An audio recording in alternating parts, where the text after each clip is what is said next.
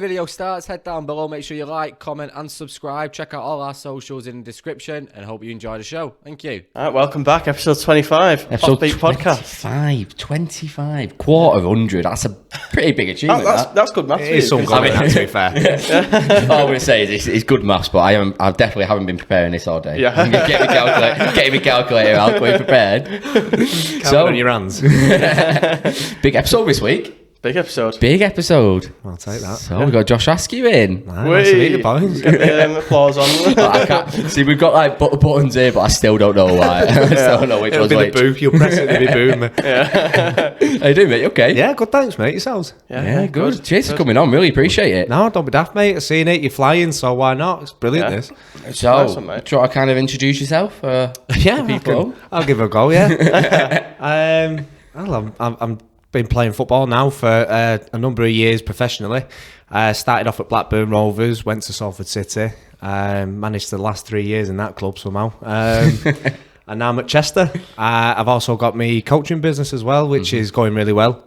And I'm working for a company that works in primary schools, doing different sports and PE lessons and dinner time supervision. It's been brilliant. So yeah, that's where I'm at the minute. Career's going strength to strength as well, and you just at the start of your career really as well. Think about it. Yeah, honestly, do you know what? If you ask anybody in the game, they say I've been in it for ages, because literally since 19 I've been in non-league, and I love that. I love the fact that I've been in it for so long, because I feel like it's really moulded me into the type of person I am now as a character on and off the pitch, really. But you see the young lads these days coming through, especially at Chester. We've got a few lads from the youth team, and you can really tell that they've not played men's football. And, I mean, I got a taste of that early doors. So for me now, I feel like obviously kicking on and being in a hybrid situation with Chester at the minute. Obviously, my end goal is to be back into full-time football.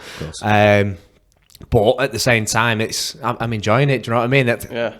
You get to a stage where, and I certainly have, I've been unhappy at a full-time club before now, and I need to realise that happiness means more than maybe being in a status of full-time or professional. Do you know what I mean? So it's nice to have a smile on my face. Of course, yeah, it's definitely good, especially when you've got some of the. So it's a big club that you're at the moment. Like Chester are one of the bigger clubs. Yeah, no, definitely. Yeah, I mean, definitely. there's history there. Do you know what I mean? And you can hear it with the fans. You can feel it with the fans. In fact, you know.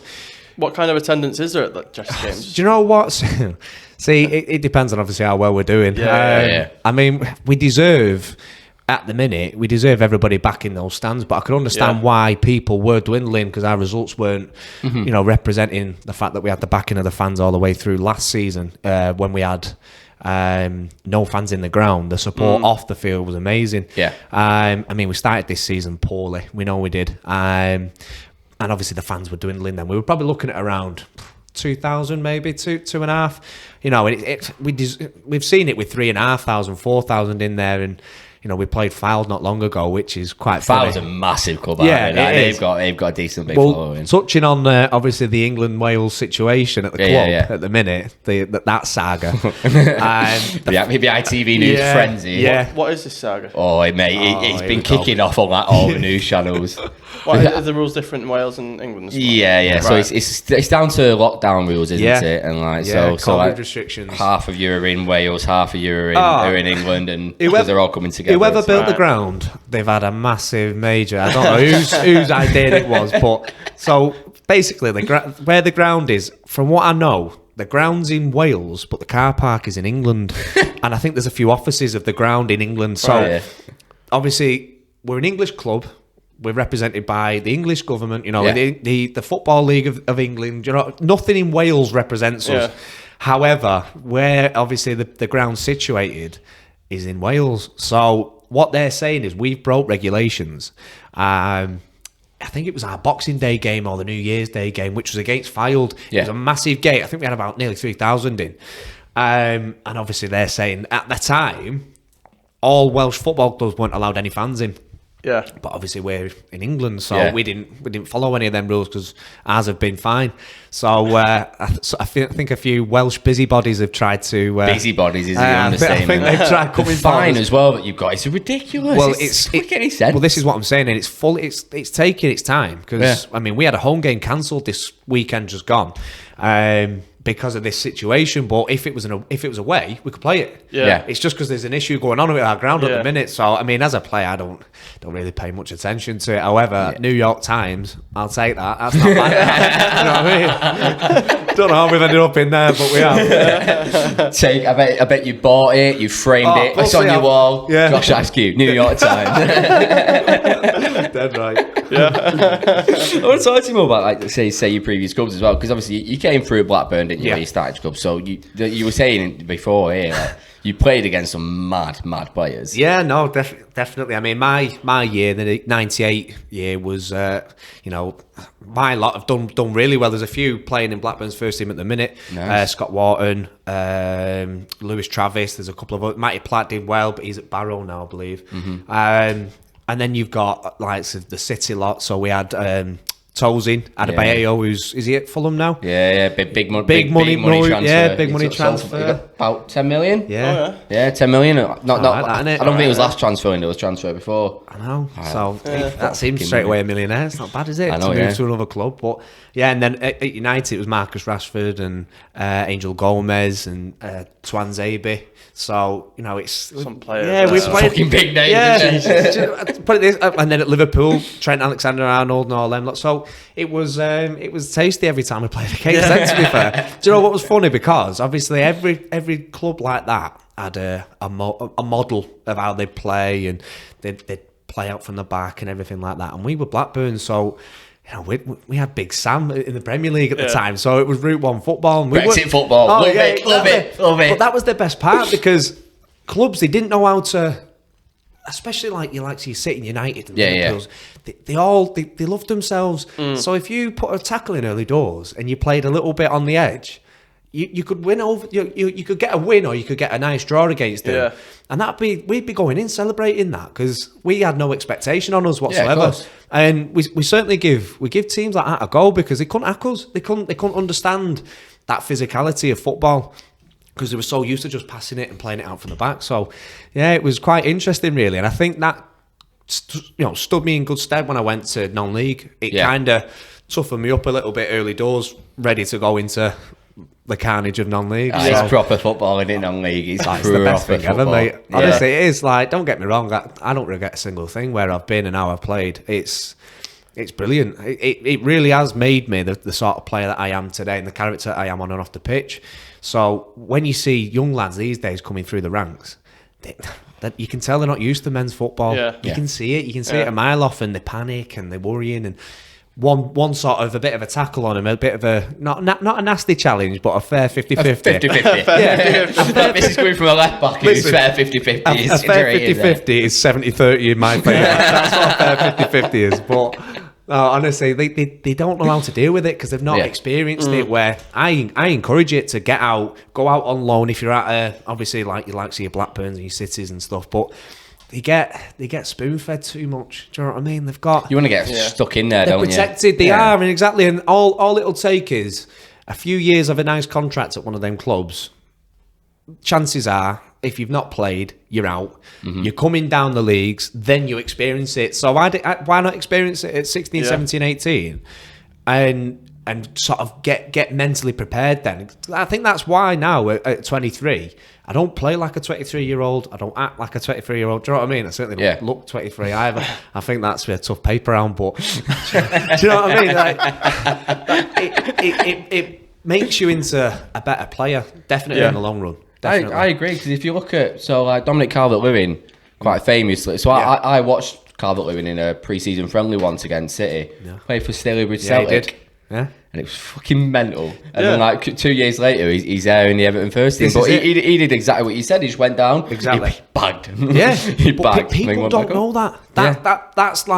That's not common knowledge for a lot of fans, because they don't think like that. But when you look at him in the Premier League and he's bouncing off the centre halves and holding his own, instead of experiencing that in the Premier League, where all of a sudden then it's a shock to your system. Yeah. He would have been kicked. He would have been nailed. Imagine an 18-year-old. I'm telling you, he would have been thrown around that pitch, and it's helped him so much, and you can see it, because he doesn't look raw. He looks sort of like nurtured by being able to deal with being like, a bruiser in your back type thing. So he would have dealt with that at Staley Bridge, and look at him now. He's absolutely flying. It's what England international number 9. I'm just waiting for my call. Look, chance. Gareth, if you're watching. My word, I know. So your career's been like, bearing in mind you're so young as well, like the clubs you played for, being at Salford as well. I want to know about Salford. Yeah, you're massive, Red. I knew as soon as we got him, I was like, yeah, I know what Dan's angles will be. Ask away, mate. Gary Neville, have you met him? yeah, we met him a couple of times. That's Gary Neville's the lead role. Is he the top guy there? He seems. Yeah. Well, they're currently doing the TV show, aren't they, on Sky? Yeah, fascinating. Brilliant, especially because they had a few troubles, didn't they? Yeah. And, did you ever watch it a couple of years ago when they did it? Yes, yeah.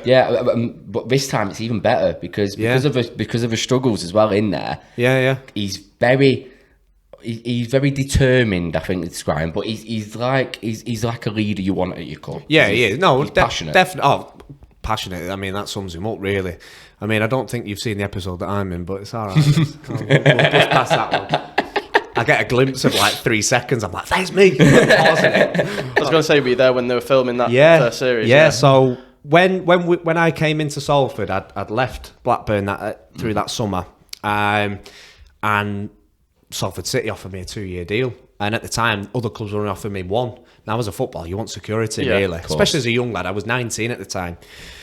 But Salford City, personally, I didn't know who they were. Yeah. I genuinely didn't. I didn't know who they were. I knew a little bit about them as a lad. Lewis Hardcastle, who went from Blackburn on loan there, and to help them when we had the FA Cup run, which was the season before.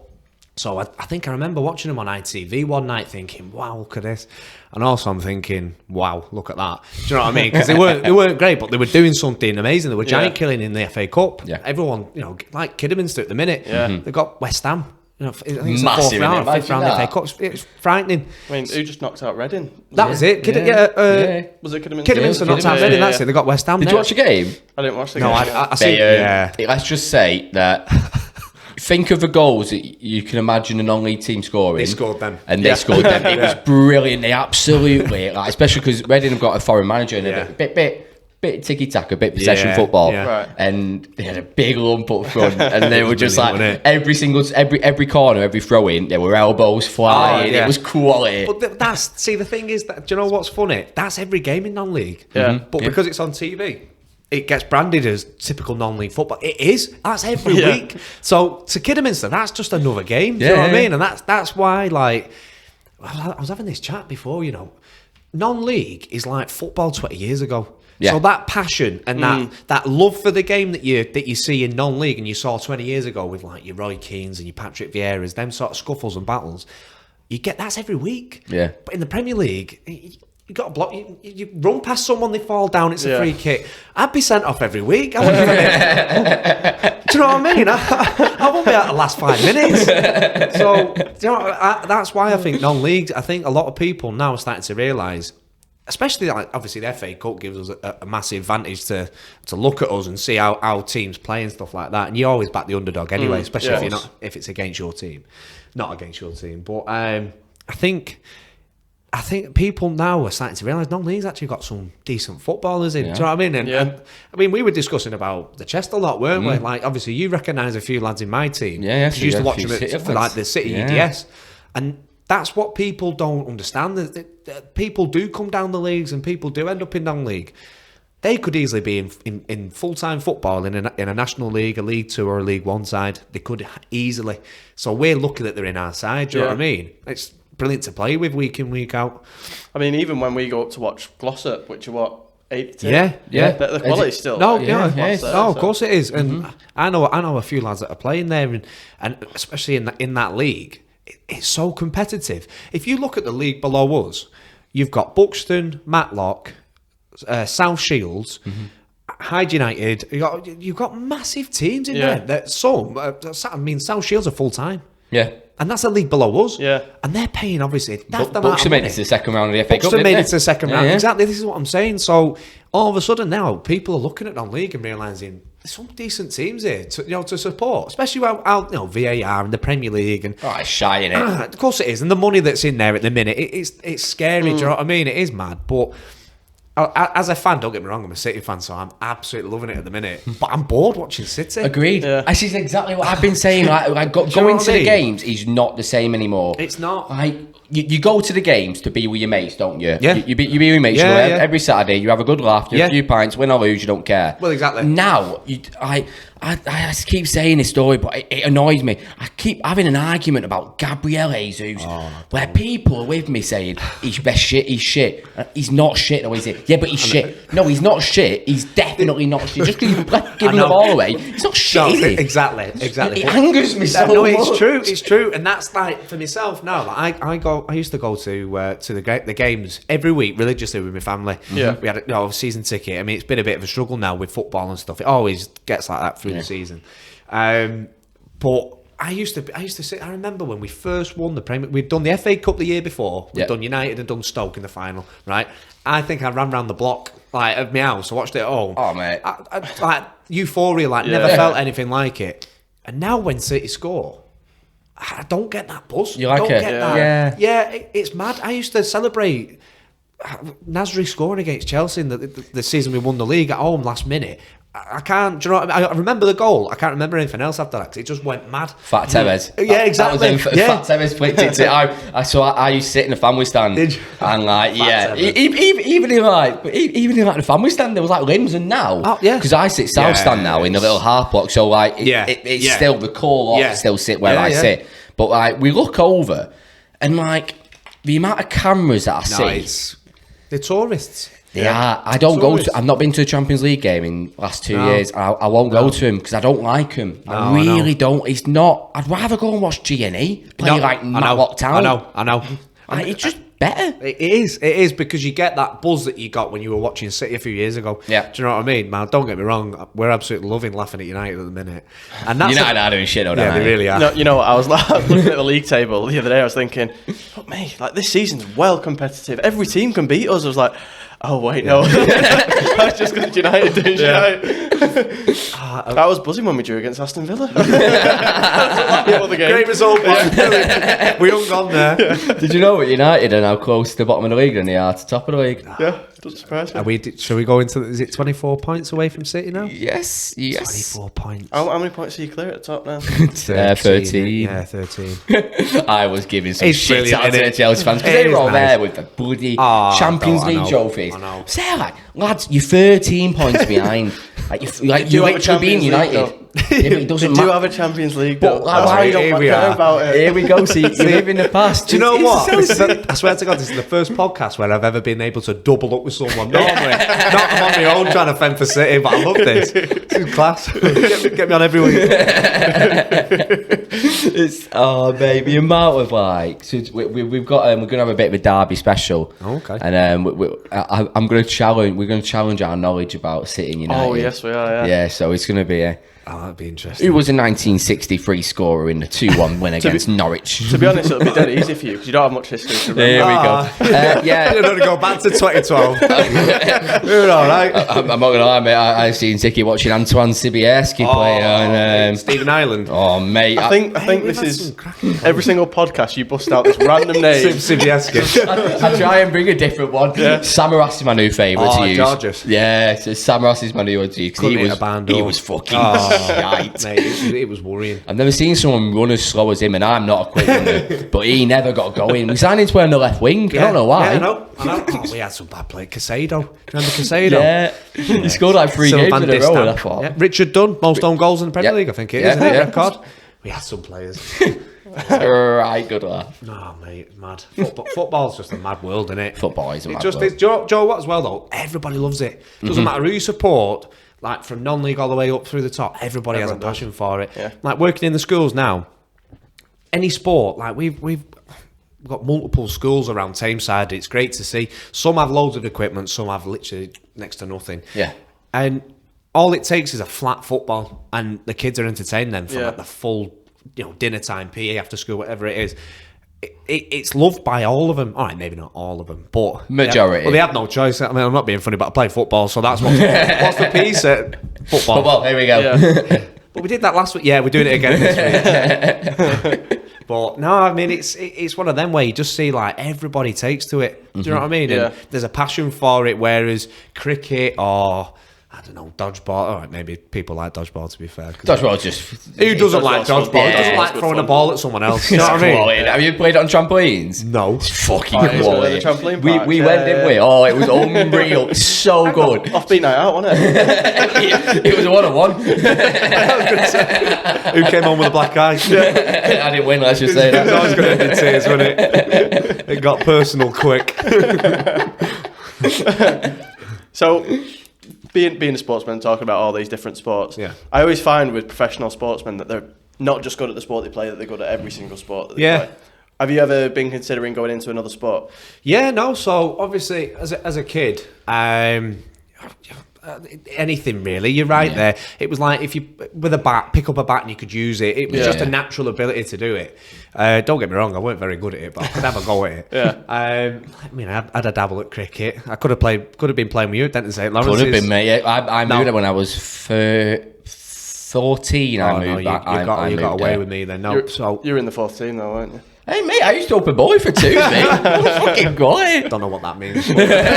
Basically, so your half brother? Yeah. Is he half brother? Yeah, So he was my brother. He was my captain. Yeah. So that's how. Oh, okay, there's the link. It's very, exactly. It's very loose link. I mean, we didn't know each other. But And James Gilmore. Yes, James Gilmore as well. My best mate next door, but one. That's where he lives. I've had to grow up with him, mate. Oh my word. We've got some stories. To be fair, You'll have to get us on together. That'd be funny. That. Well, let's just. I bet he's got some good stories about gig days. Oh, mate, honestly, I mean, went and watched him dinner Saturday night. Even then, like, there's just that much going on, but they're absolutely flying at the minute. Roller, they're doing brilliant. A bit shout out to Roller. There you go. I mean, the photos on Instagram. Yeah, there you go. We were there from day on. That's what I keep saying to him. Yeah. To be fair though, he's been saying it to me for years, and I'm still nowhere. So I'm like, don't worry about. Stop saying it now, mate. Give me England call up. Everyone else has got one. It's weird, that type of football though, because all it takes is just that one deal, doesn't it? That one, like look at Jamie Vardy. This is it. Oh yeah. That one deal. It's that one chance, that one game that you could impress a manager that's in the stands or a scout, and all of a sudden then you're touted about and your name's going massive. Or that same game you could have an absolute howler, even though it doesn't represent your season, and they're going back going, he's shocking him. Or do you know what I mean? Yeah. Such fine margins, isn't it? So This is it. This is why people don't really understand the pyramid as well. Even still in non-league, they don't understand that where people and how people are playing still at the levels that they are. It's still there's a hierarchy to it, and there's still there's so many good players that I know that aren't playing football anymore because they couldn't hack it, or they couldn't get through it, or they wanted to go and venture off, and become a PT or become whatever else that they've done, and that's where people don't understand. It's mental toughness and perseverance, really, and understanding that, do you know what, I'll happily drop down to go back up again. Yeah. And that's like the best mentality to have, because if you look at it negatively, you get nowhere. Of course. Because you're already, do you know what I mean? If you don't fail to prepare, prepare to fail. Yeah. So you got to understand, like, that was my Del Boy quote there. You know what I mean? I was waiting. But I've got to get one in. But, honestly, like, if you look at things negatively, you're only setting yourself up to fail. Whereas if you look at it positively, you understand, like, look, all right, I'm here now. I'm going to make the most of it. I'm going to do well. I'm going to give it the best I can and see where it takes me. And that's literally like what I've been doing now. And I love it. Like I said, I've got a smile on my face. Yeah. And I take that as being one of the biggest, like, positives there is, that I get to turn up to work coaching, in primary schools or coaching privately. Absolutely love what I'm doing. I get to go and train playing football and get paid for it. I'm lucky. Do you know what I mean? Yeah, you get to play with your mates and you're this is what I'm saying. It's amazing. And obviously I'm playing at a good level. And ideally, obviously, my priority is to focus on my football as much as I can and keep the coaching as a bit on the side, really. Obviously, I've put a lot of effort into it to build it up to what it is now. But at the end of the day, I want to be a footballer. Do you know what I mean? And football's a short career. So, in 10, 15 years' time, when we're calling it a day, the coaching's still going to be there. The football career won't. Yeah. You know what I mean? That's where I need to obviously understand for myself and have my own little set goals to achieve. And at the minute, this season's gone well for me personally, and obviously being at a good club that gets, you know, a lot of fans watching, a lot of people coming down to watch Chester. You can only hope that, you know, hopefully something comes of it this season and we kick on even more. Yeah, I want to get your opinion on talking about the non-league and obviously the increased viewership on that. How big of an impact do you think teams like #United have actually had on non-league? What is your opinion kind of on that? Yeah, I mean, I'm smiling here. Would you go to # if they offered you a contract? Well, this is it, isn't it? It's money though. They don't have. Well, money talks, doesn't it? Yeah. Let's have it right. So if you've got clubs like we were discussing, obviously Fylde and Brackley and Boston United, who had a little spell at, you know, they offer ridiculous amount of money. They do because they can, and it attracts big players. And the idea is that you get the biggest players and it takes you up. Look at County. County got League One side in the this is National what League. I'm saying. Obviously, County are flying now. Do you know what I mean? And that's great to see as well. But at the same time, obviously, #United coming up through the ranks. I mean, they're playing in, I don't know. Like Eighth. Is it eighth? Yeah. It's like the equivalent to G&E, I think. Yeah, so I wouldn't be surprised that they go to full time soon. Yeah. Do you know what I mean? And all of a sudden, then the money goes even more because you've got to attract people that are going to come and take a full time role. You're not going to, you know, they're not going to be on pittance, are they? Do you know what I mean? So, I don't know. Do you think they do it properly? Because Yeah. as a viewer, I love the videos. I think they're amazing. Like, how many football clubs do you get to see that much? Well, you don't of how it unless goes on? you're at you know, Watford with Ben Foster. Yeah. Do you know what I mean? Yeah. It's amazing. It's, Of course it is. It's You're at Salford and you've got Yeah. a documentary, or your Tottenham documentary, or the Leeds one. Yeah. You know what I mean? And you get an insight that way. But what you're seeing there through YouTube, especially, you're getting a completely different outlook on a club. Do you know what I mean? And you can see right into where things are going wrong, things are going right, where, you know, is the money being pumped in? And it's interesting to see. I think it gives a lot of people a perspective that they haven't got. Yeah. The only problem is that you can't say that #United are exactly like every other non-league club, because let me tell you, that really isn't the case. Yeah. And it's scary, really. But obviously, kids growing up who don't really watch football as much or non-league, and they see #United doing what they're doing, instantly then everyone gets tarnished with the same brush. Yeah. Do you know what I mean? Either Yeah, positively or negatively, and then all of a sudden it's a reality check when they actually start to realise what it actually is. Yeah. But as a player, as long as their numbers are right, any chance? Shout out to #. Tag them in this as well. Spencer, if you it's mental because it's like so like when you're looking at the FA Cup first round. Yeah. I was looking at some of the ties and I was like, they're in #League. #played there. Yeah. And it's making me kind of know. You're remembering non-league. team names. Yeah, and like team names I've never heard. Like Felix Tower, they played at the weekend. How am I going to fucking know who Felix Tower are? And now I'm like, I know exactly where they are. I know how they're doing in the league. I know what good players they have. I know. Like, it's kind of bringing something good into the game. Of course I think. it is. But I do think they could learn a lot from other teams, and also they could teach. One thing, Yeah. one thing I think with # is surely other non-league teams must see this. They're like, it's going to get this many views on YouTube. I'm going to rip 10 shares out of them. Of course Yeah. they do. Well, just going on that Ben Foster one. Remember when he got scored against and he went to the camera? Yeah. Quality. Instantly, it's his thumbnail. Do you know what I mean? Of the video, and everyone goes, "Oh my god, what's this?" Brilliant. It's clever. It's brilliant. Do you know what it is? I mean, I like that. I like the insight that it gives as well, because again, not many people know the whole. The fact that they say they have a game on the Saturday morning, you know, if they're saying like 12 o'clock kickoff, they'll probably travel down on the Thursday sometimes. Yeah. If not, definitely on the Friday. Yeah. They've got the training beforehand, what they eat, the hotels they stay in. Do you know what I They've mean? got to The eat flash really early journeys. in the morning, don't they? Yeah, this is what I mean. It's mad. It's It is fascinating. Mad. But It's it is amazing. fascinating, you're right. And then they'll probably go for a pre-match walk before they get on the coach to go to the ground. It's like one match, especially obviously playing up north in the Premier League or down south or whatever. It's a 2-day, 3-day thing sometimes. Do you know what I mean? I think City played down south last season, and they stayed down there for a week. Yeah. Because they just thought, might as well stay. I think they had like a run in like Chelsea, Tottenham, wherever. Yeah. So they just thought, instead of coming back up to Manchester to do the same thing in 2 days' time, just stay here and train there. And it's a good insight. It is, and that's why I love the documentaries as well on like Amazon Prime. Yeah. They're all the brilliant, nothing aren't they? ones. Yeah. they're Yeah. Amazing. Like, just a little I thing. can't watch the Pep one though. Can you not? I can't watch the City one. I keep looking at it. There's a Like, certain episode I can't watch. Second from last. Yeah. Yep. Yeah. We both know it. Yeah. No comment. No, I don't remember.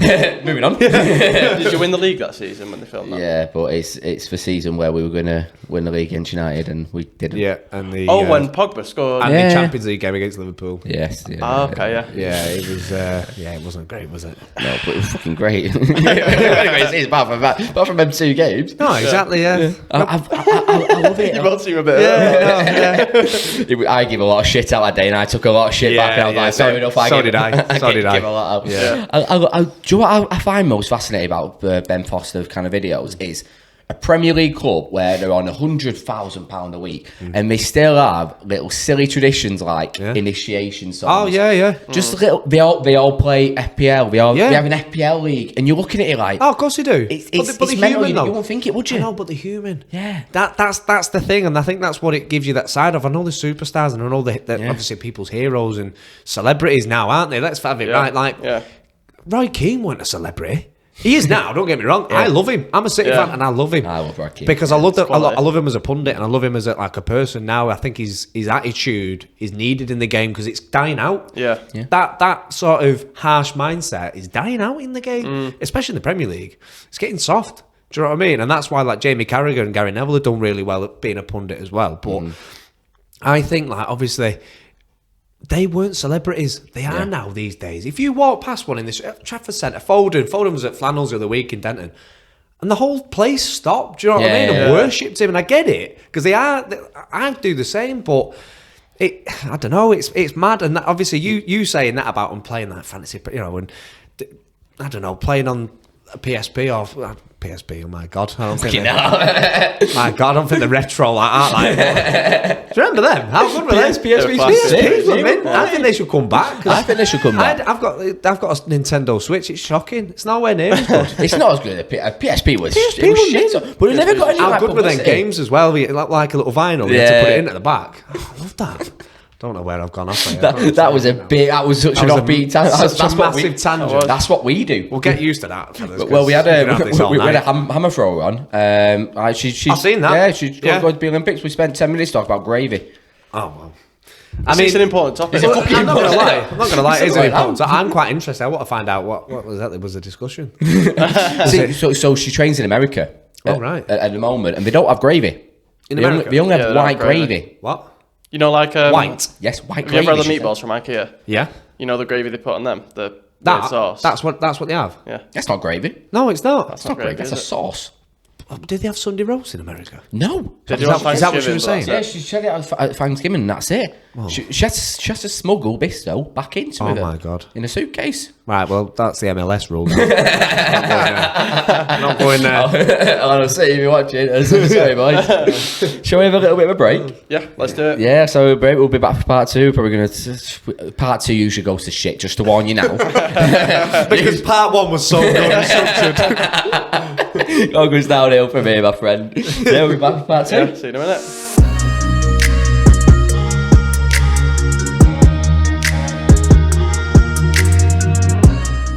I thought you were giving me a round of applause. And we're back, part 2. I'm going to start. We're keeping that in.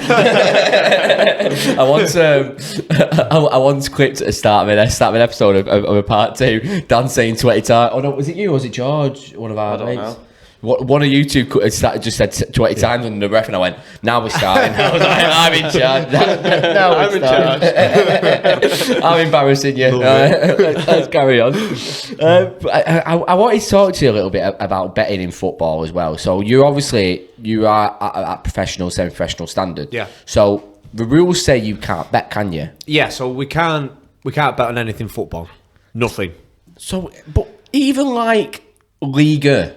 Even that. That's mental. Honestly, you can't bet on anything. Because obviously it was one of them, like, the minute you start putting, you can't bet on this, but you can bet on that, then everyone's always going to push the boundaries. Of course there is. And it's one of them, like, so they've literally just, covered it. No football whatsoever. Anything else, obviously, it's at your own risk, but no football. So there's been quite a few stories, isn't there? There is, yeah. But I just think it's mental that you can't bet on, like, I don't know, like the Argentinian. Like, you're not going to know. Well, this is exactly. Yeah. It is daft. It is daft when you sit there and think like, I can't bet on the Premier League because I play in the sixth tier of English football. Do you know what I mean? Because I know what's going to happen. But, you and Kevin De Bruyne. Well, I see him on a night out. Every time. You know what I mean? It is daft like that. But at the same time, there's also been times where players from this sort of level, any level really, they could be friends of family. Do you know what I mean? Or they could be.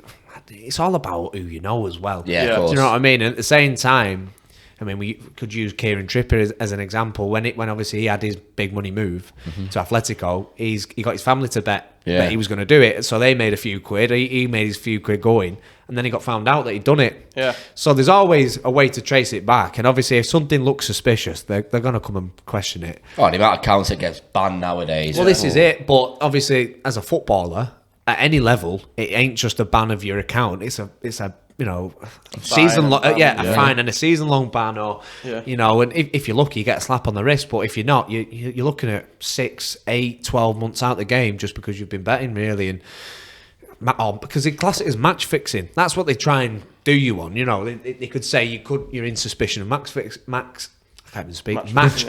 Yeah. But like I said, how am I going to match fix the City game? Do you know what I mean? It's daft, isn't it? But what about Piegate? Do you remember that? Yeah, Sutton United. Sutton United, him having the pie. Do you remember? Was it true? Everyone was betting to eat a pie at half time, weren't they? And obviously he'd whacked a load on it, and he did it.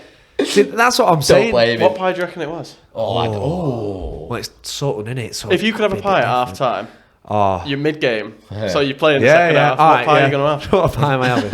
See, I'm typical me. I'm meat and potato. Okay. Yeah, I'm a chicken baldy boy. We had some big kickoffs in the comments on the last podcast. Yes, we did. Oh, wow. People were kicking off because we didn't say meat and potato pasties from Greg's. We said see, that's what I'm saying. That's why. Was it what you get from Greg's? Yeah. Oh, what shout? Go on, talk to me. Chicken bake. So you had a chicken bake. Chicken bake or a steak bake, yeah. Or a sausage roll. The sausage rolls. Sausage, bean and cheese. That's up there as well. But they've stopped the meat and potato, haven't they? Yeah, I was fuming with that because I used to love when that. he commented the meat and potato, I was like, I don't even know what it is. Yeah. I've not had it in a long time. I used to with them. Brown sauce, meat and potato and brown sauce, divine, mate. Exactly. Well, that's what I'd have on my pie at half time before I go out, play the second half. What's your Greg's order then? You putting it on me? Yeah, I won't fucking know. This is what our viewers want to know. This is professional footballers, Greg. Don't you worry about it. Hey, listen, before that meat potato pie was, I don't know, discontinued, it was that. It had to be that. But has to be a sausage roll. You can't just go in and get one thing either. You got to get a sausage roll. You looked at me like that because I said I get a sausage, bean and chease and a sausage roll. Right, you didn't say one sausage roll though, did you? I said 2 sausage, bean and cheese. Sausage roll. No, you can't. 3's too far, but 1's too little. You got to find the medium of the 2. 2 sausage rolls, I reckon, is a decent shout. I could, happily, I could get that. What drink are you going for? I like something fruity from Greg's. Like a Rubicon or something like that. Yeah. Rubicon. God, where are you from here? Where you changed? You can't even tell them from Denton, me. I'm somewhat fizzy. I need somewhat fizzy now. I'm an Oasis guy, mate. Yes. Yeah, Oasis. Summer fruits or same as me then. Oh, come on, a Rubicon Oasis are like different levels, aren't they? See, I'm way off it. I'm thinking like a Fanta fruit twist or a Diet Coke. Fruit twist is a great shout. I'm also thinking the Greg's own fizzy ones. They're about 60p in the night. Oh, the cloudy lemonade they do. Yeah. It's not too bad to me. Right. No, I find it hard paying £1.50 for a bottle. No, I agree. You know I do agree. However, if you walked out with a chicken bake, that's what you're getting, don't you? And a fizzy cloudy lemonade, I'd look at you as if to say, "Go take that back." Go get a refund on that, pal. Stop in middle. Managed to pick it up. Right, come on, pal. Let's go back. Come on. You know Smash him back. Oh, babe. There's so many questions like that where, so like with this, we've always branded this as it's not an interview. Yeah. Because they're boring shit and no one wants to watch them. People want to know what your Greg's order is. It's the daft stuff, innit? So I also want to know. Sorry, I'm going to put in it. Come on. In a game, do you eat at half time? Some do. Some don't. It depends. Do you go for it or? No, I can't. No, I don't like eating a lot before I play anyway. Right, okay. I'd rather play on like an empty stomach because then afterwards, do you know what's mad though? You think you'd be starving after a game. If you've played 90 minutes, because of the adrenaline and everything else, you're not hungry. You not eat? You struggle that's to eat. interesting. I genuinely struggle to eat. Like I'll have a bowl of cereal, cup of tea. I'll have a cup of tea before a game. I love my tea. Yeah. I love my cup of tea. So that's it. That's my thing. I know lads that'll have like 5 eggs, toast, then cereal, then a yogurt. At half time, they'll have a banana, and I can't do that, man. I throw up. Honestly, like for me now, it's literally water, some cereal, cup of tea, and that's me sorted. Do you not even like energy drink it or like Lucas? Yeah, no, we get Red Bulls. We have that provided. Red Bull, all right, maybe that's a shout. Yeah, to be fair, if I know I'm starting, I'll have a Red Bull, and I'll have that obviously building up to the game, and then I'll save a little bit to have at half time. Yeah. But eating wise, I can't. It's just not. It's not for me. I know a lot of people like bananas and stuff like that and fruit. I mean, to be fair, there is a bag of Haribos that comes in every month just before the game, and that gets grand. To be fair, but other than that, that's about it really. There's a few that I don't know. I don't know how they do it. That's a cliche, though, isn't it? The half-time oranges. Yeah. Oh That's yeah. a cliche, isn't yeah. it? But and I've seen that, by the way. Oh, with a tray of oranges, and like, don't get me wrong, I'll have one, but I don't know. I don't get like an appetite, and I struggle. If you're a sub, however, like so, if you know you're not starting or you're eating popcorn on the bench. no, I'm telling you, genuinely, the people will back me up here. When you get Sam Walker on here, he'll back me up. When you're a sub, you are starving. You are absolutely starving because you prepare to start. You know you're not starting, and all of a sudden, then your stomach starts to tell you you're hungry. Yeah. Then you can't stop eating. So literally, like the food will come in at the end of the game. So we have pizza. Because they literally say like you got a window of an hour after games of like massive exercise to get as much calories in as possible. Yeah. So we get pizzas at Chester, and like all the starting lads, they can't eat either because they all get the same feeling. The subs will go through.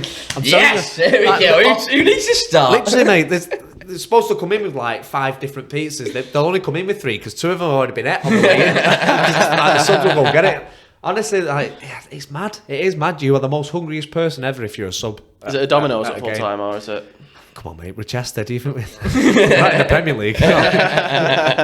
No, to be fair, there's a few clubs that do. I mean, I'm glad it's not a Papa John's. I'm not a Papa John's fan. Oh, I'm a Papa John's fan. Are ya? Papa John's. That's your Yeah, but there's no Papa John's round here, which is No, gutting. there's one in Denton now. See, Yeah, that's why you need no, to it's move the next closest studio. one. Okay. But yeah, no, I don't even know what they are. They're all right. I've got a question for you, Dan, actually. Oh, yeah? Do you know, like, because obviously, being a DJ now, you're going to be starting to go events. You're going to be starting having a rider, aren't you? Yeah. So what's going to be on your rider? See, I was thinking this, and I think my rider is just going to be really simple and cheap for the clubs. Oh, don't do that. I know. The football No. clubs can't do that. So if you have like an away game somewhere, could Yeah. you say to him, can you get us like a crate of water, or do you have to bring everything you own? Oh no, everything's our own. But we'll supply the club, or the club will supply obviously themselves, and they'll have it all stocked up. Yeah. So any away trip, you've got like massive amounts of water, and massive amounts of Lucozade and whatever else. And then, to be fair, the club, I don't know what happens at our place actually in terms of food.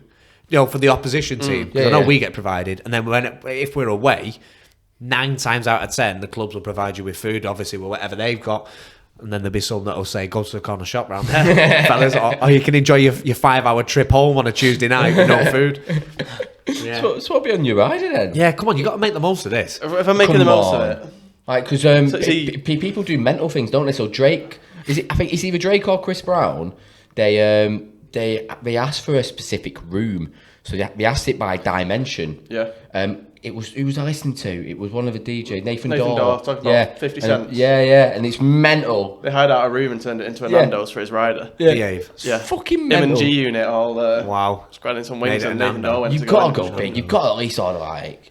Well, I'm not big enough to go big. Do you know No, what but I mean? at least a little bit big. Like, I don't Yeah, know. you got to push the boundaries. Get me some chicken wings or something, you know. Yeah. Yeah. A few chicken wings after a gig. Exactly. That'd be alright, that. I'd want unlimited, like, Are they barbecue Diet Coke. chicken wings or are they hot wings? Oh, What are you hot going wings, for? gotta be hot All right. wings. So if we're going off Nando's sauces, what are you getting on the wings? Ooh. Are you a medium or a Hot or man? medium. Depends how I'm feeling I'm, on that day. I'm a medium Depends guy. if you're I can't pushing go it, hot. yeah. I'm not hard enough. Depends I'm if I'm sorry. feeling, I'm depends if I'm not trying to hard impress enough. someone. Well, no, what misses is hot. Why are you sweating now? It's just not in it. Don't worry. I brought my own towel, don't worry. Like a workout. I want an answer from you. I want to know. See, a lot of DJs go with a bottle of vodka, don't they? Like the Ciroc or the Grey Goose and stuff like that. But I'm not into vodka. So I'd probably go something like Disaronno. Hey, no, that's a good shout. Yeah, I that's a like good this shout. one, though. It's like Lemonade cherry or Coke, Coke? innit? What are you having? Coke. Yeah, we'll take that. Yeah, I rate that. I think I'd go. I'd go rum. I think go I'd go beer. rum. Rum, spice rum or no? Spice rum. Yeah. I go spice. You know, like a Kraken. Or I don't know. Like what's the new one at the moment? Dead Man's Fingers. That's a nice one. And then you've You got. just made that one up. No. Isn't that the movie? Even Captain Morgan's. I'm happy. Yeah, no, exactly. Yeah. I'd be dead cheap. I'd be there like, give me like a bag of Walker's Chris, and I'm fucking. I'm there like, come on. See, that's what I'm thinking. I'm thinking I'll have a bottle of water, please. I'm a rider. Yeah, It's a good question, that though. Now it's turned into an interview. This now, isn't it? What are you having? Well, tell me what you're having. yeah. We ask an age-old question as well. Before we go into the Stupid bonkersness shit.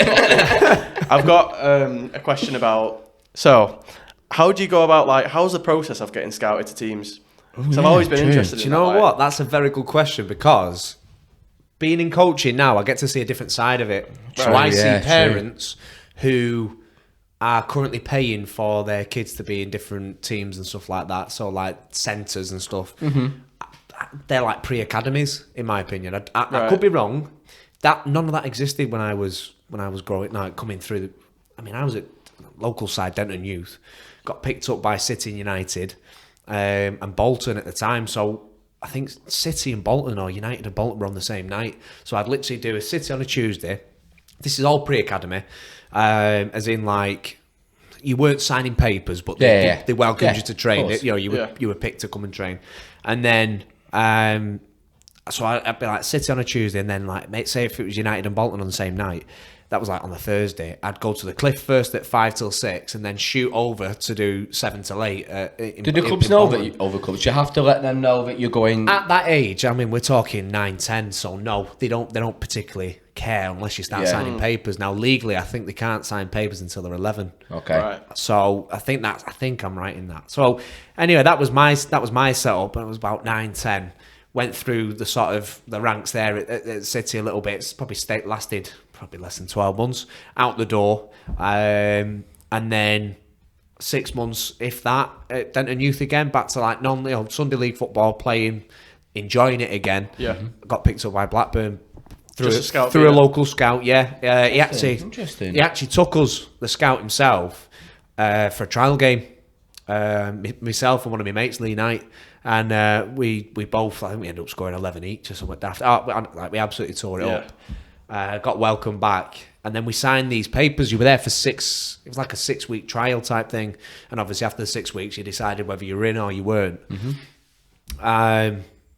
And after these 6 weeks, they signed me and not me mate.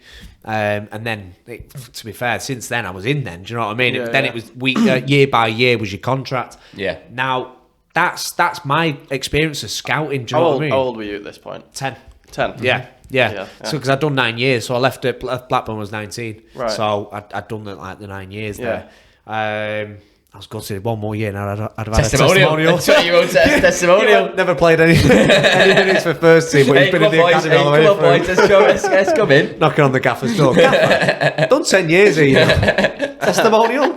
Get out. But, no, I don't know. Nowadays, there's so many... Because football's blown up. Now, football's always been a massive thing, but personally, football's blown up to this thing where...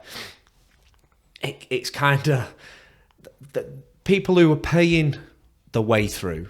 Now, my mum and dad never paid a penny, by the way. Do you know what I mean? Like that. Yeah. So to me, that was how the system is. Right. So to see people now, parents paying monthly fees so that the kid can wear a Rochdale kit, or the kid can wear an Oldham kit, or the kid can wear a United kit. to me now, that's like a completely different world I've known. Do you know what I mean? I didn't know that existed. Now, don't get me wrong. If they end up getting into the academy and going all the way through, and they make it to the first team, or they end up playing professionally, brilliant. It's done its job. Yeah. But I'm so alien to people and parents who have been speaking to I don't even know what the class as. I would class them as centres. They're like excellence centres, aren't exactly, they? That's it. Centre of excellence. Yeah. So I don't know. I wish I could tell you more. It confuses me. Now, obviously, being a coach as well, and a private one, as well as working with football teams, I feel like, to a degree, I'm on the same level as that. Now, don't get me wrong. My coaching standard, I back myself, but I'm not as good as that. Do you know what I mean? And obviously, I wouldn't be able to help players get to clubs. It'd only be through word of mouth. But I don't see how paying and not paying is any different. Do you know what I mean? I don't get the paying, really, especially at a young age. Well, no, but honestly, this is what I'm saying, though. It's a bizarre sort of, my mum and dad.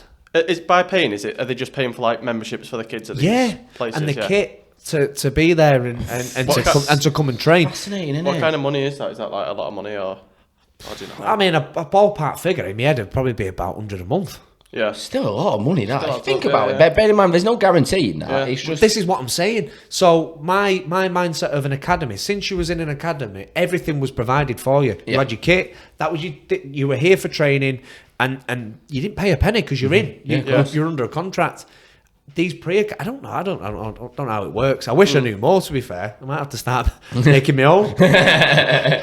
So when you were scouted, So what was the process there? Because like I say, I've always been interested. Did the scout approach you, or did they approach your parents? Well, I mean, I think it was obviously through playing that they'd come and watch, and they'd pick up on your name, and they'd realise who you were. Right. I mean, mine was a local guy from Denton who just had connections with Burnley, Blackburn and City. Okay. And obviously he knew I was at City previous. And he put my name forward to Blackburn, who said, come down for this trial day. And like I said, he took us himself. Yeah. And so obviously he must have been getting some out of it. So I can understand. I reckon he gets commission, don't you? Don't you think? Fee or something. Yeah, this I is reckon it. He probably does. I probably, and I think obviously in terms of once that contract's signed, there's something there then on the record that they've got a player to be signed up now in the academy. So you think the minute you sign papers, you're a commodity to that club. Yeah. Because you've got a value then. Yeah. And I believe with each year of professional coaching, your value increases. Of course, yeah. So obviously they must have somehow got paid. Now again, I don't know how that works, and that is a completely different world. Because now look at these days with agents. Yeah. That's a complete another topic that we could bore each other to death with. So it's mad, and obviously they're getting that agents I'm on about.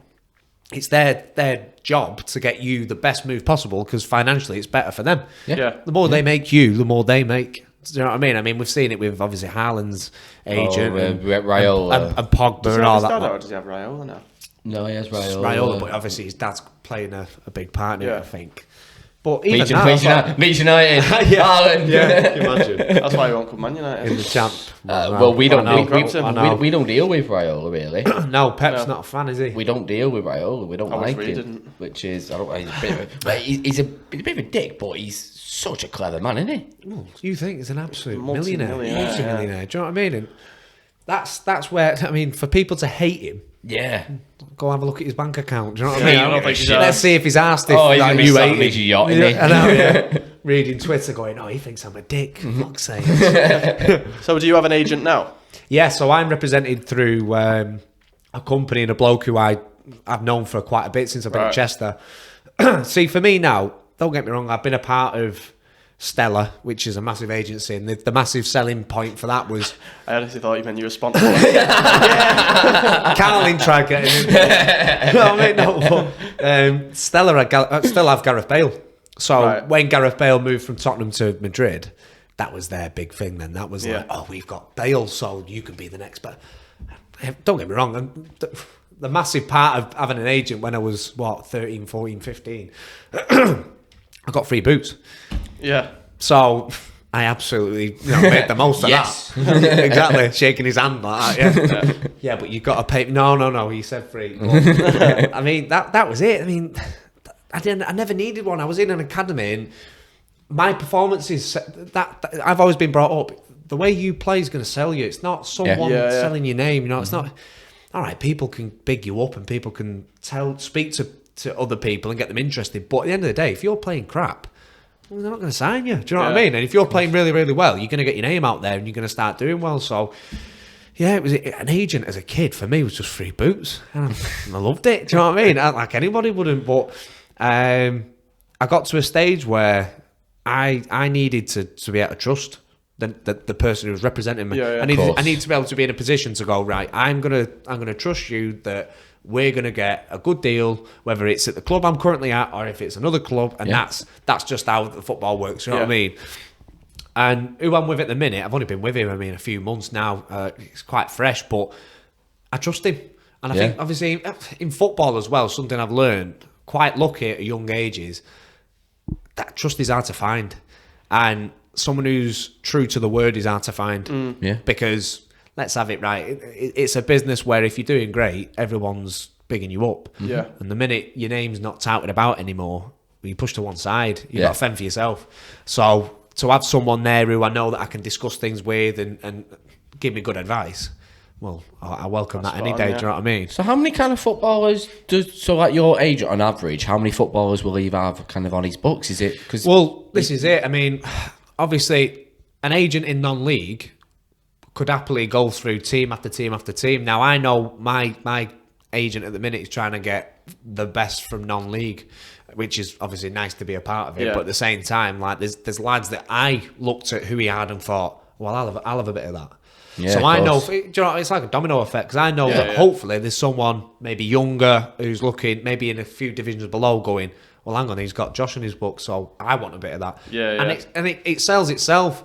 Now, obviously, like I said, he's not getting he's not getting anything from a contract, which is normally how you look in the Premier League. All right, they're only allowed to get 5%, but 5% of a stupid wage a month is mental. Of course it is. You're not complaining, but I think non-league's different because it gets nothing from my wage. The only way that he can make money is through either a new and improved contract or a contract elsewhere. And obviously that'll be good for the clubs that, like Chester, they're not going to want to pay agents' fees. No club in non-league isn't, because they haven't got this vast amount of money to be able to do that.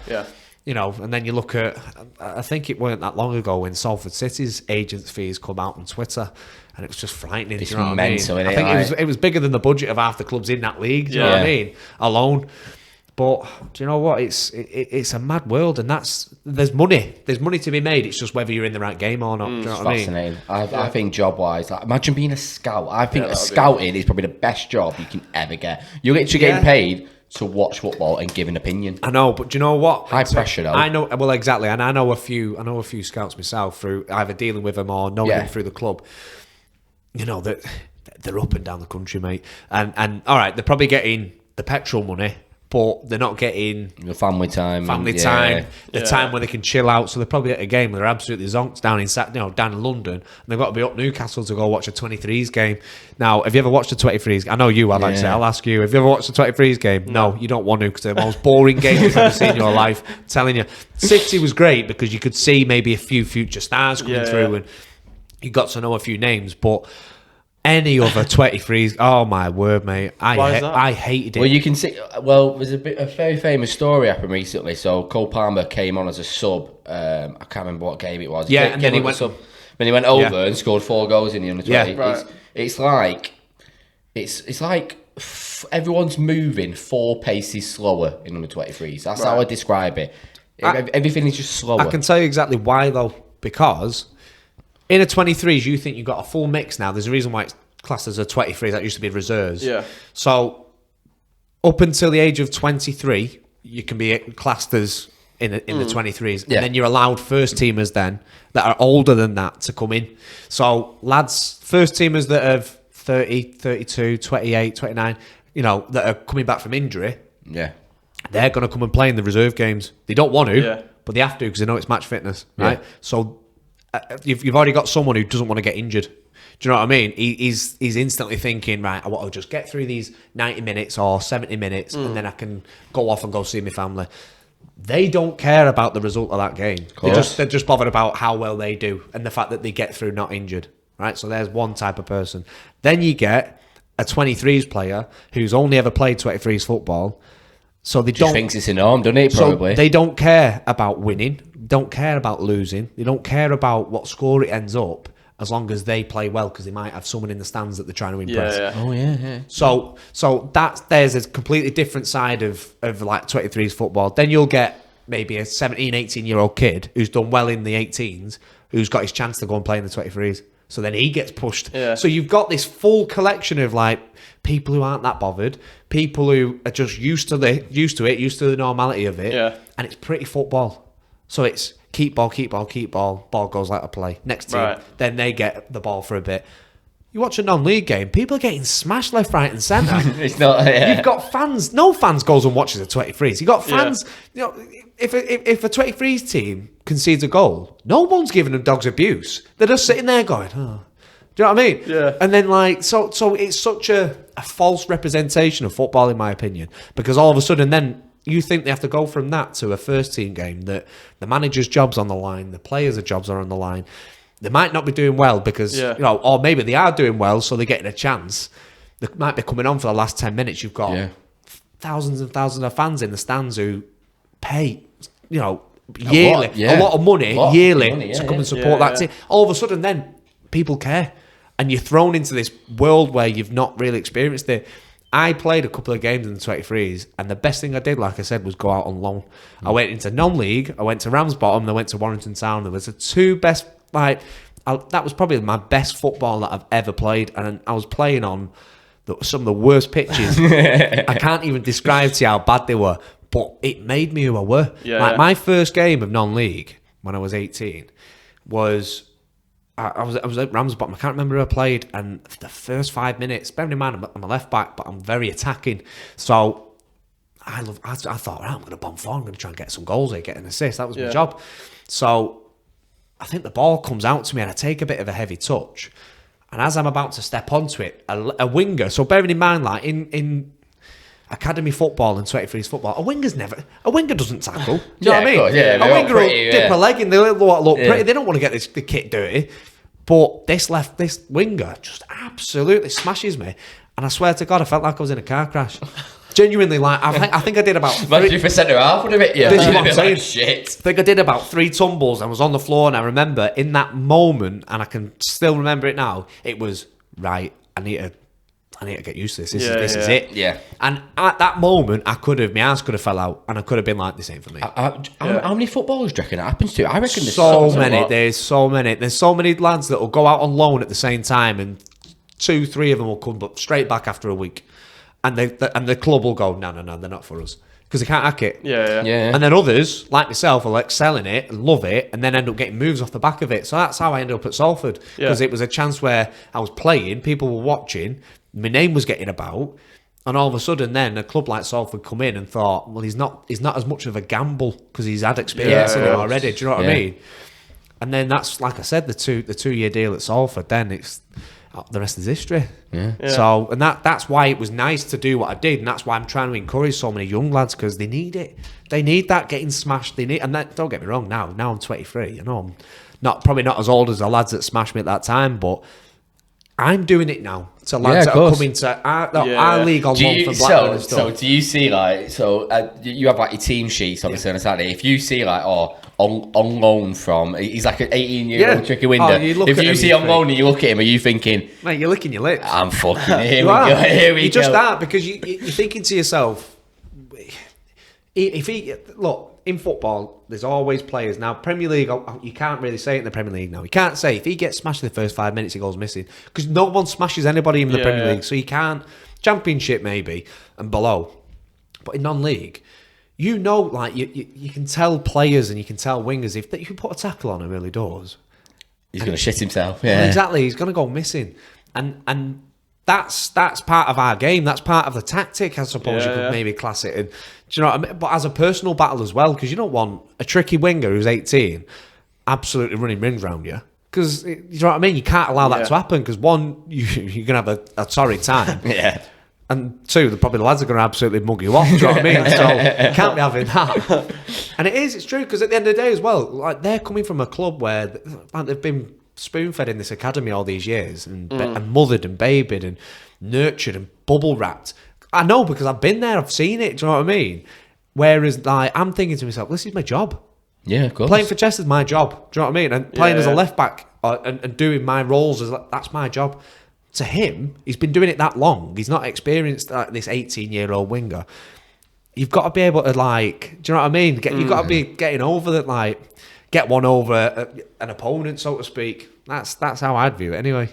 I suppose it's like it's kind of relatable to, you know, I know it's a bit different, but you know, like the YouTube boxing and all that stuff. Yeah, true. Saying, Yeah. well, you've never been hit, so you're never going to be able to be hit and take it. Was it Mike Tyson who said, what was it? Everyone's a world champion until they get hit in the face. Yeah. Do you know what I mean? It's true, isn't it? Because all of a sudden, then all your plan goes out the window. Yeah. And that's what it's like in genuinely. That's what it's like stepping out into non-league. But people don't, and it doesn't get represented enough. People don't realise it until it's on the FA Cup, and everyone goes, "Wow, look at that!" Like you said, it was the most typical non-league goals to be scored. They were, but it was brilliant. It was brilliant, but it was well worked, and it worked. Yeah, because they're now playing West Ham, Yeah. and do you know what I mean? I don't see him giving West Ham an easy get.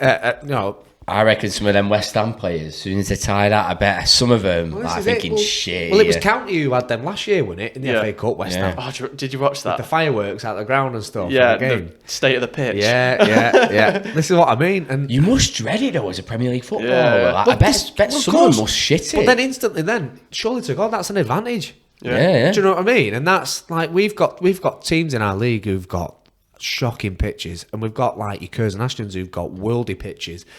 You know, and you can tell with who you go up against how they're going to play.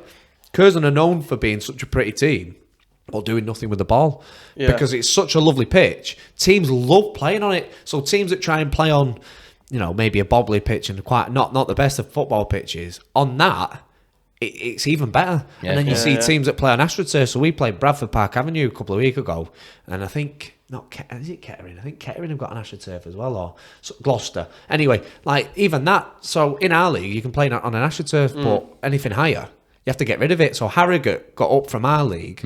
Or I think you can use it in the National League, I think. Yeah, you can. You can use it in the National League, and then anything in the Football League, you can't play on an AstroTurf. Right. So they had to like absolutely scrap the whole ground and get this grass pitch, do you know what I mean? And in like the space of 7-8 weeks. It's culture shift as well, isn't it? Especially if you're used to it. Yeah. Well, that's what I'm saying. So, like, I don't know, it's mad. The whole non-league doesn't get enough credit at times. Now, don't get me wrong, it's got its faults, but what hasn't?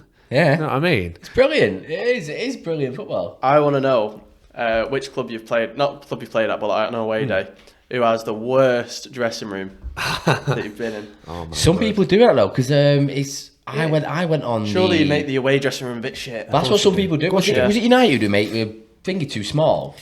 Is it United who they make the ceiling too small? Yeah. So we can't, if you're like 6'4", 6'5", you can't stand up fully in it. You have to bend your neck. I'd be all right. You do it on purpose, and someone else does it on a. I'd be all right as well. Be fucking plenty room in it. That's what you're doing. What are you complaining for?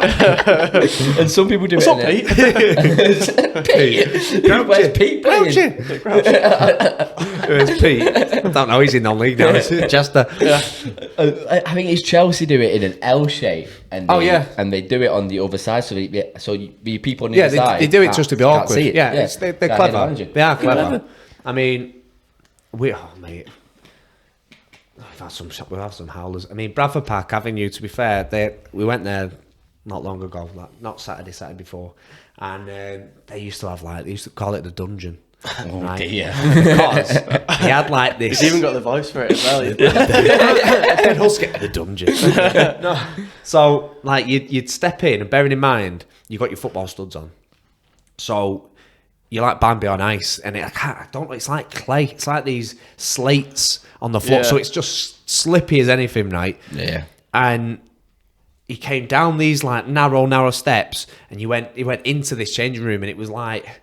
Again, not in an L, well, it wasn't an L shape, to be fair. So you team talk, not all the team can fit on one side, not all the team can fit on the other. So the gaffer had an issue. He has a stands at the point and tries to talk to everybody.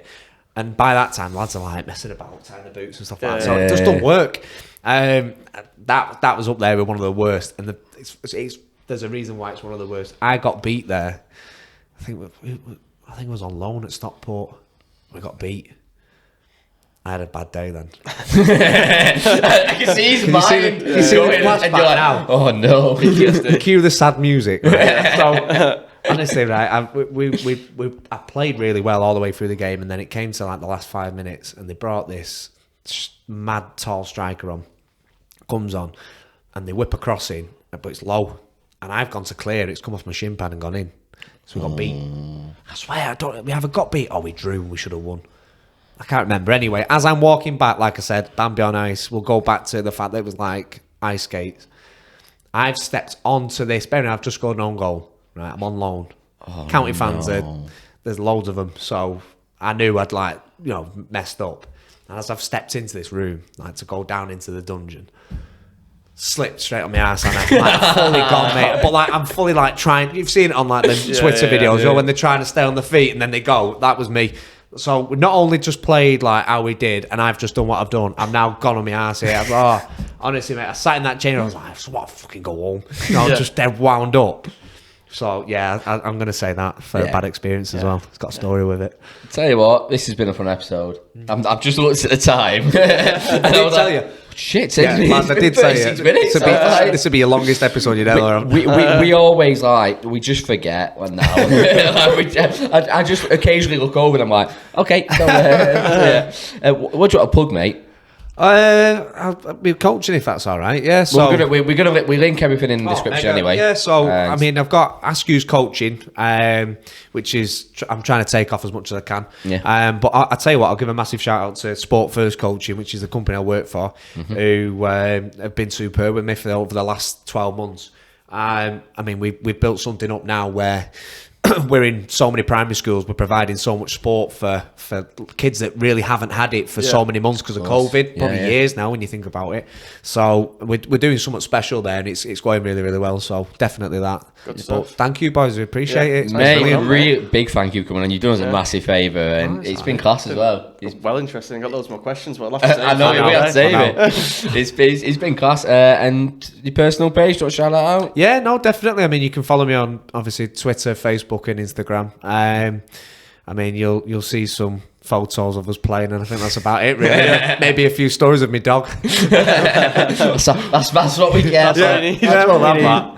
Yeah. No, cheers, boys. Thank you. Thank you very much. Been a pleasure. Yes, everything will be linked down below anyway. Definitely. And make sure you like, comment, subscribe, and we shall see you next week. See you next week. Thank you.